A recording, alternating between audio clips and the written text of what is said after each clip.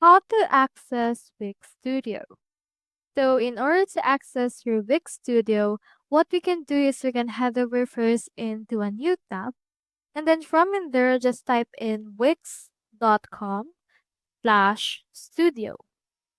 Head over and then enter that URL, and then from in there you should be able to see and hear this. So this is the welcome page of Wix Studio. Click onto this Start Creating option or button right here, and then from in there, it should be able to redirect us into our Wix. You can now see that in here, it's now named Wix Studio. You can discover right here some Wix Studios template that we can use.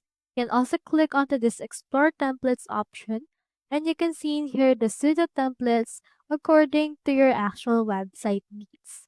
We have responsive templates, and when you actually open this particular site or template that we have, they have different editors when you're trying to edit the actual site.